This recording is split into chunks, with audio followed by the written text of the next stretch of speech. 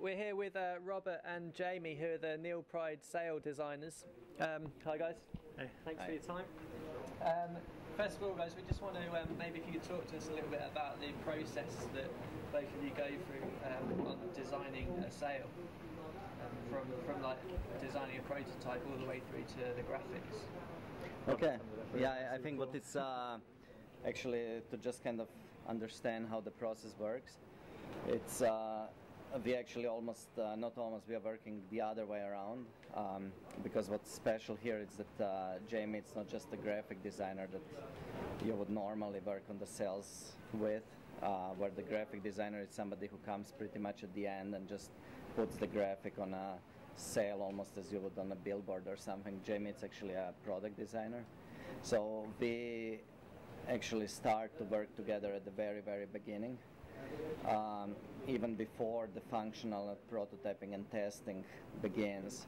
So together we decide how we treat the panels, how we build the stuff, the best way to both be really functional, to function the best, be lightweight, and also be really pretty, no? Okay. So maybe Jamie wants to put in, in the process. Now it's already, I think, 5-6 years we did this together. I think it's even longer. Maybe yeah. longer. But yeah, no, Robert's right. So we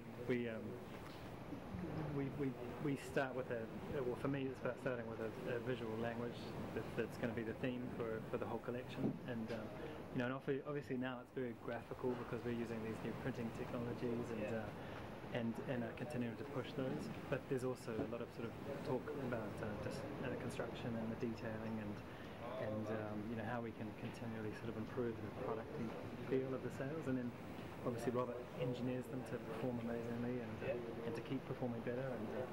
And I, we have a lot of healthy debate about what we can and can't do and what's good for the sails. So Robert, how many prototypes do you think you make in a year? Actually, it's quite precisely about 250, and I know this just, at the end of the year we kind of have our log, and so I know it comes up to 250. This is not like a goal or a set number or something, but basically how it works, so this will be our first stage that we arrive to this construction and stuff we like, and from here actually starts the functional prototyping now. And probably the easiest is to take an example, just take one sail, like for example Fly this year. We'll start with a core size, which we would decide 4, 5, 4, 8 or something for the core, for the Fly. It's like really the mid size, and then start working from there. Everything starts with the feedback from the riders on the existing sail. So I got Cowley and Jason telling me what they would like to see improved and stuff. Especially this year was really interesting because it's two top riders on same sail that have slightly different style of sailing, so it was quite challenging. Yeah. And then with the 4.8 I will keep going, maybe 2, 3, 4 prototypes, depends how they're performing, till we get something that it's really promising. And this is definitely not now the final 4.5 or 4.8, but it definitely shows, okay, it's for sure better than last year, and it shows great potential. And now out of here I will do, like for example, a 5.1 and a 4.2, so spread out. Yeah. And this will be, I normally just track my cells in a generation, so it's maybe A, B, C, and now you have in a C generation you have few sizes already.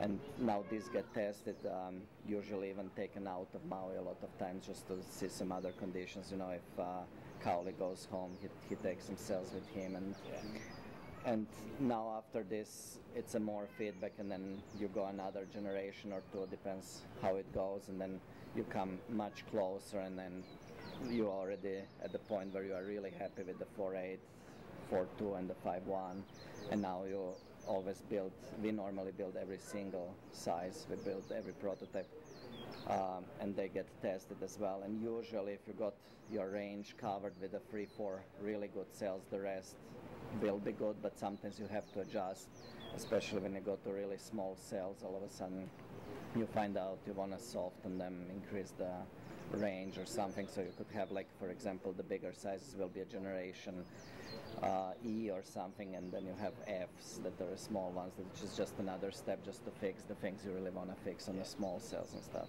Okay, and can you guys give us any of your secrets? Like, for example, like a speed sale, how would you make that faster from the previous year?